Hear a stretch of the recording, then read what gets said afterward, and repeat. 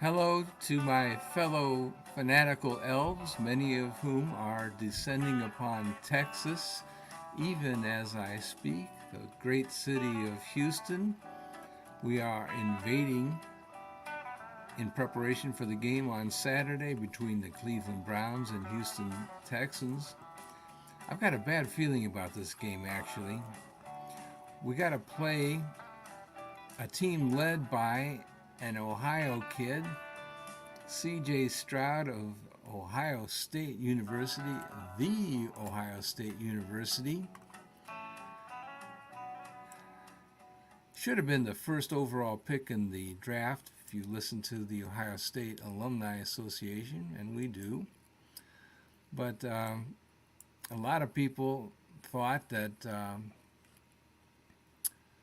Bryce Young should be the first overall pick, and even though he's a really small quarterback and didn't have the physical attributes that C.J. Stroud has, but they thought, well, he should be able to overcome them. Like Russell Wilson, for example, is a small quarterback who is really an outstanding performer. Maybe C.J. Stroud can do the same thing. I don't know that C.J. has the same kind of speed that Russell Wilson has. But anyway, Carolina Panthers thought that they knew what they were doing. They drafted their guy, number one, and C.J. fell to the Houston Texans. That's the team that the Browns been trading with so many times. The fact they got the draft pick for Deshaun Watson from the Cleveland Browns, and ultimately he wound up giving them 3 first-round picks in order to get Deshaun Watson back. We signed him to one of the largest contracts, and at the time was the largest pick or largest contract, $230 million, all guaranteed. He's not going to be able to play because he's on IR. Instead, we've got our guy Joe Flacco, who will be substituting for him. But it's going to be a very, very interesting situation. And C.J. Stroud is the young guy who's been just tearing up the NFL. And we've got to use the veteran who's on the comeback trail, just been absolutely sensational the past 5 games or so. And we'll see how it goes. I don't have really a completely happy feeling about this. I'll be honest with you. And I'll explain why. Let me fix my sound here a little bit. I got to tweak the audio echo cancellation, reduce the mic background noise. There we go. And now I want to do my thing with PowerPoint. I'm going to present, share screen, and I'm going to do the window, PowerPoint, share for those of you who have video, and we'll go to the slideshow from the beginning. Yeah, okay, so C.J. Stroud is technically a rookie, but he's made so much progress in his first year that he really cannot be thought of as a rookie in any meaningful sense of the word. He, not Joe Flacco, is going to be the best quarterback on the field on Saturday. I'm sorry, Browns fans, if I'm letting you down, but that's the simple truth. He has really been sensational the entire season. The stat that stands out for me, the one stat that I like, I kind of made up, is if you take the number of yards passing and divide it by interceptions, that's the mean number of yards between interceptions. So 822 yards between interceptions. That's a phenomenal number. And to have that kind of number for a rookie is just totally insane. that means basically is it's like 2 or 3 games between interceptions. Just a remarkable performance for a rookie. Now, by comparison, Joe Flacco's got a lot of yards.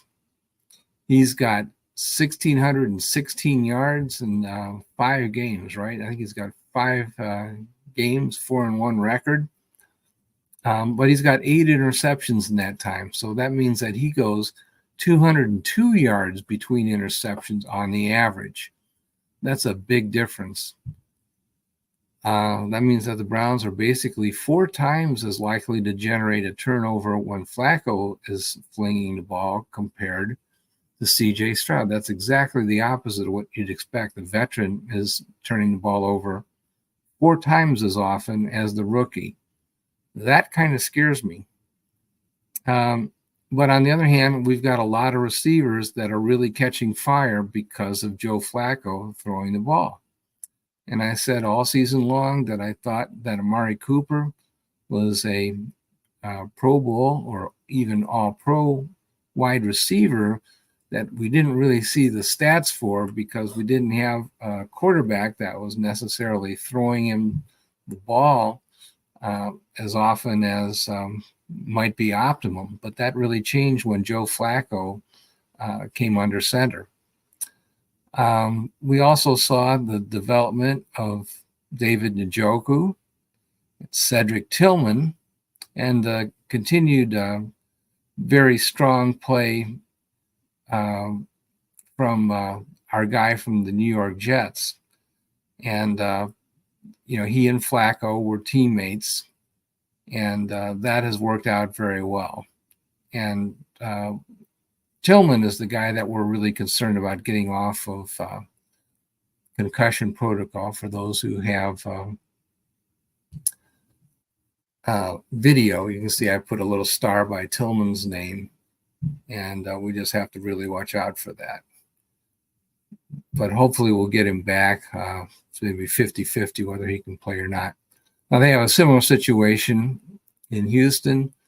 Stroud has one really outstanding target in Nico Collins, who had almost 1,300 yards last year. He also has a very strong tight end in Dalton Schultz, who had 635 yards. He's got some guys that are kind of injured with Noah Brown. I think he has a back problem, or maybe it's the other guy, Robert Woods. But anyway, they're both trying to get back on the field, and it looks like they might both make it. We'll have to see about that.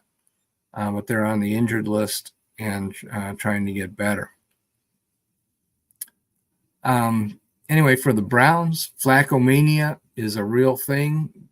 I was very skeptical whether even a veteran like Flacco with Super Bowl experience would be able to digest the Browns playbook in only 1 week, but he did it. And then he continued to get better in a very short amount of time. Just been absolutely tremendous. We just really have to appreciate what he's done. It's just been, in my view, totally unexpected, a tremendous accomplishment. We should not take this for granted and assume that anybody can do this. It's not fantasy football where you trade a team or trade a player from one team to the next and have instant great performance. That just does not happen. But it did happen for Joe Flacco. He's just been outstanding. Must be one of the most intelligent quarterbacks of all time. But I think really the difference maker, in my view, is Myles Garrett. He's the guy that can bring C.J. Stroud back to earth and maybe bring C.J. down a little bit by chasing him and forcing him out of the pocket. And maybe Myles Garrett then is the equalizer. Something else I want to say is that NRG Stadium in Houston is not at all like Cleveland Stadium. It would be really nice to be playing a home field playoff game in cold weather.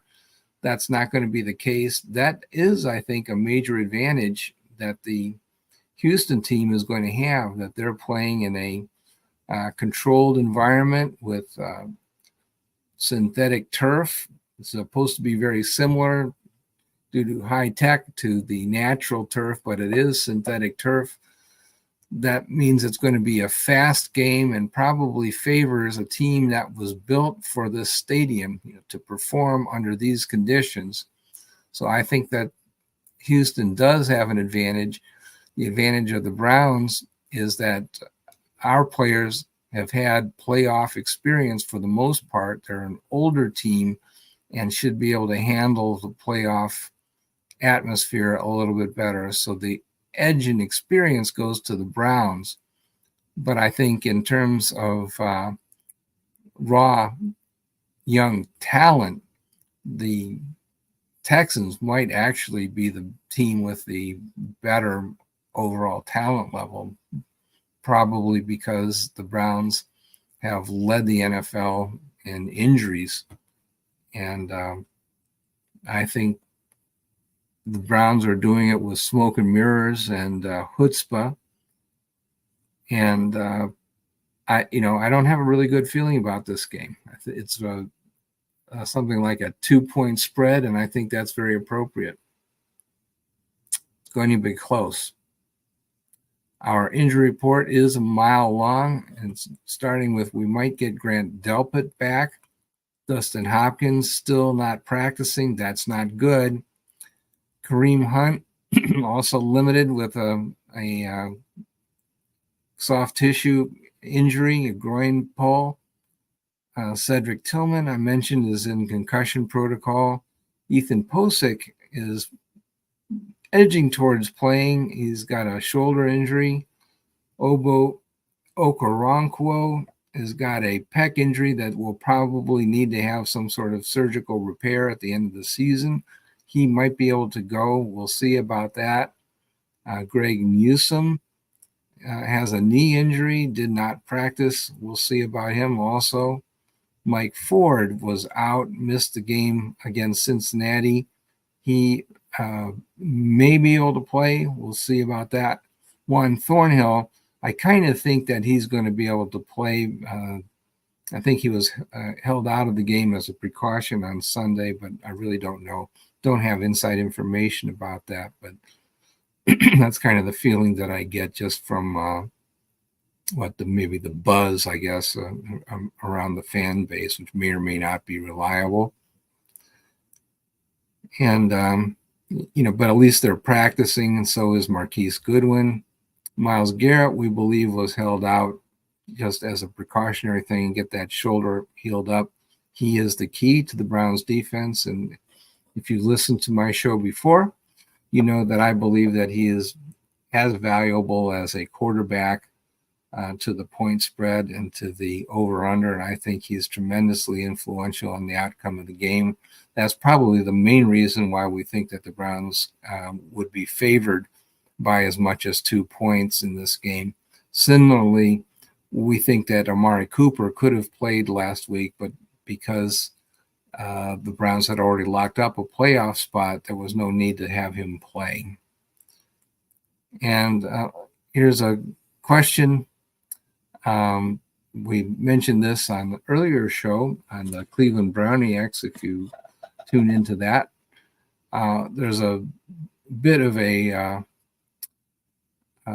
controversy about whether the Browns are wise to start Jeff Driscoll, who's just been with the team for a week and a half, over PJ Walker, who's been with the Browns since the beginning of the regular season and has actually won a start against the San Francisco 49ers and contributed mightily to the victory over the Indianapolis Colts, who are a very good team. So what's this about? Well, what it amounts to is that Driscoll threw 2 touchdown passes after he got straightened out in the second half.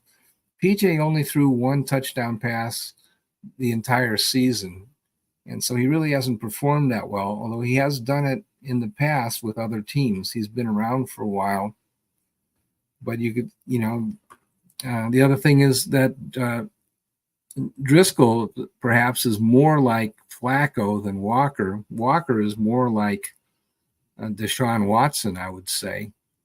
And I think Driscoll really is a talent, and I hope that he gets a chance to be a backup quarterback, maybe a number 3 quarterback behind uh, Dorian Thompson Robinson. I think the Browns should have 3 quarterbacks and probably another guy now that they've expanded the roster on the practice squad. I think the standard thing to do is to have 3 guys on the active roster, just like Baltimore, just like Pittsburgh, and then another guy on the practice squad just in case of an emergency, like they have had to do this season.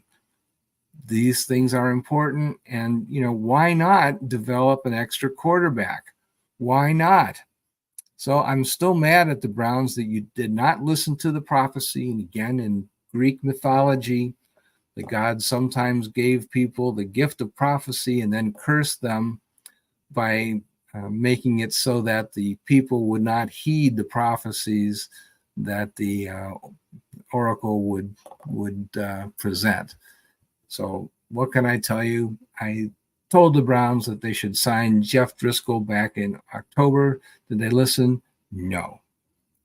The quarterback will get so much better by familiarizing himself with the playbook by months or even years of study.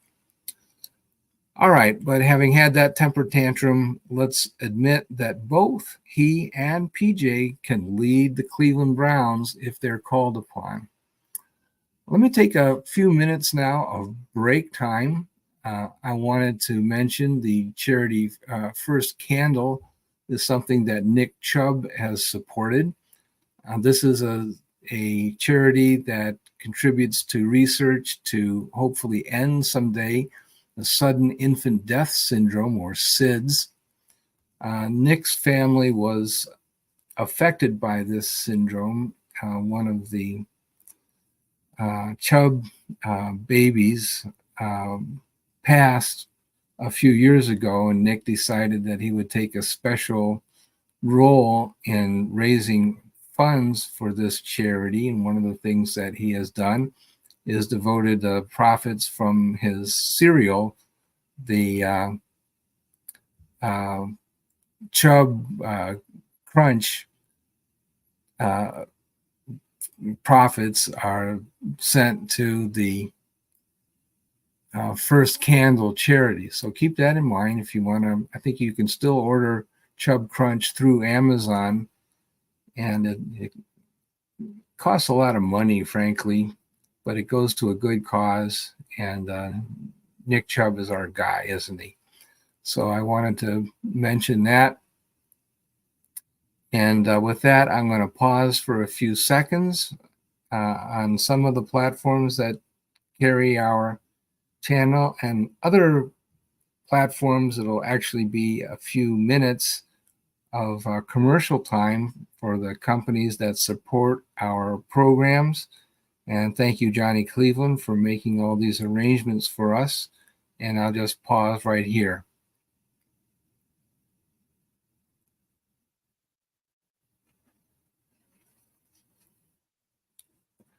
Okay, and we are back.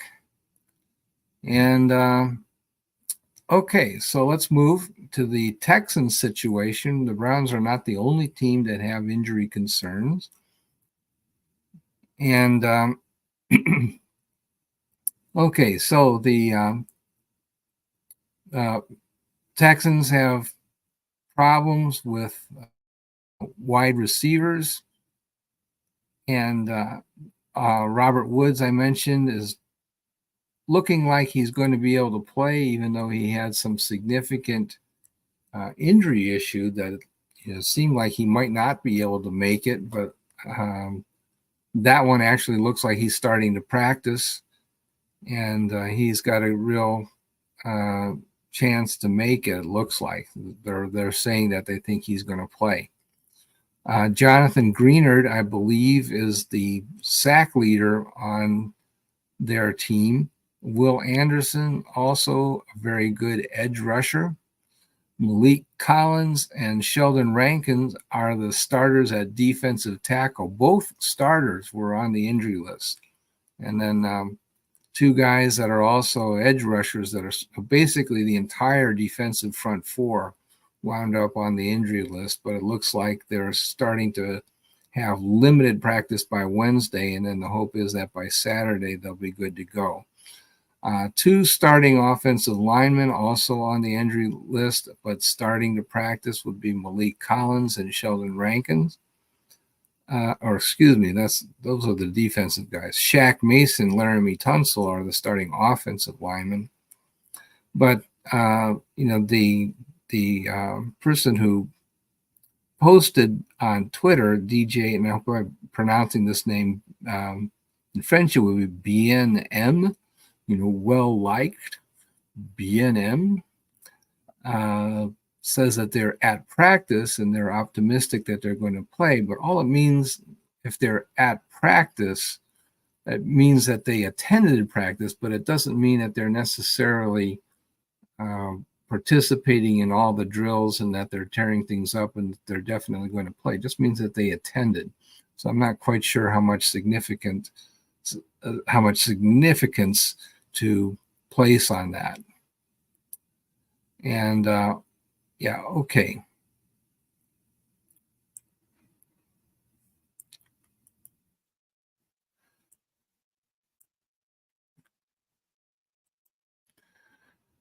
So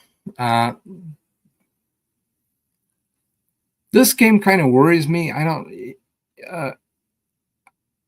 don't know that it really matters what the fans think about it. What matters is about what the team thinks about it. I believe that the team is very, very serious about winning this game. They are a veteran team. They know better than to look ahead. But this is one of the teams that there's always a team that gets into the playoffs that sort of finds itself in the middle of the year and becomes very powerful and sort of emerges and sprints to the finish line and makes the playoffs. And the Houston Texans are that team. It looked like they were going to get buried by Jacksonville. Jacksonville was just going to dominate, and there was talk that Jacksonville might even be the number one seed if they could put a winning streak together at the end of the year. They had some problems, the main one probably being that Trevor Lawrence wound up with a arm issue and missed a few games, and they wound up losing all those games without their star quarterback. And meanwhile, Texas started really winning a lot of games and becoming better and better. And Indianapolis was able to hang in there, even though they tried to start a rookie quarterback, which is always not a good idea, especially a guy that was only 21 years old. And it just didn't make any sense. It just really did not. But they had Gardner Minshew as a high caliber backup, and they should have started him right from the get-go, put in their rookie in garbage time if they're ahead by 2 or 3 touchdowns or behind, either way. Gardner Minshew is a pretty good quarterback, and he almost led Indianapolis to the title, but they faltered at the end, and Houston was strong enough to prevail. They were kind of inconsistent at the end. I think it might have had something to do with concussion to CJ Stroud, and then he didn't really get it back until maybe the last game against Indianapolis. But he was really hot in the middle of the season, and sort of cooled off, and then put together the performance that the team needed in order to get to the playoffs. But he was throwing for like 400 yards in the middle of the season, and it was basically a reign of terror. I mean, he was really, really on. And there have been injuries to the wide receiver core that have maybe slowed him down a little bit, but it was pretty touch and go. um, man, it was really serious stuff. So I think that what they didn't do was really make adjustments when they had injuries. That is something that the Browns were exceptionally good at. They were able to put in substitute players and continue to win. And in contrast, the Texans seemed to sputter without their number one guys. That they went to the bench, brought some guys into the starting lineup, and they didn't have that same high level of performance. They dropped off and started to sputter a little bit. But, they did beat Indianapolis in the last game of the season, and they therefore looked pretty good in doing that. Indianapolis did not go away quietly. So I think it's going to be a tough out. Let's put it that way. They're not going to go away quietly. They're not just going to yield in order to allow the Browns to advance in the playoffs. It's very difficult to advance in the playoffs by playing road games like the Browns are doing. And I think this has all the makings of a trap game. The Browns are favored by a few points for reasons that are not totally clear. I think the experience factor is really what the spread is based on. And I don't know how far you can go with that, but all the other factors really favor Houston. And I think it's going to be a very, very close game. I would not bet this game because there are just too many unknown factors that influence it. And I really think that Houston has the tangible factors in their favor. And with the Browns, it's really the intangible factors, perhaps of better coaching, and dare I say, superior play calling from Kevin Stefanski. And the experience factor is going to come into play. And then the intimidation factor from Myles Garrett and the boys up front on the front four. I think that they are going to be able to put pressure on CJ Stroud and get him running for his life a little bit. And that is going to make a difference. That is where the difference is going to come from, is the Browns defense once again. I believe that the defensive unit is the Browns' strength still. I believe, moreover, that the Browns will play air ball because of who they've evolved into. That was not their intention at the beginning of the year. They wanted to run the ball first, but at this point, they're a better pass blocking offensive line than they are run blocking offensive line. So I think you're going to see Flacco continue to air it out more than 40 times a game. They might be throwing the ball to running backs so that they might still utilize running backs, but not necessarily handing the ball off all that often. They'll continue to use play action and run the ball enough to keep the defense honest. But we're going to go airborne once again and try to beat CJ Stroud at his own game. I think that's tough to do. It's not going to be simple. And I think we need to have a good game from Myles Garrett and crew in order to neutralize CJ Stroud, who really is a phenomenal quarterback, even at his young age, even though he's a rookie. And those who listen to me, how much I despise rookie quarterbacks and how little respect I generally have for them. But CJ Stroud is not your typical typical rookie quarterback. He is a different breed of cat altogether. He can do things that typical rookies do not do. He is the exception to the rule. Usually rookie quarterbacks are foolish investments by teams who place way too high expectations, but CJ Stroud is the rare guy that actually lives up to the billing. I think it'll be a very close game. I can't wait to see it. Uh, we'll talk again soon, and we'll talk again after that game. Take care, everybody. Have a great week, and we'll catch up. Take care. Bye-bye.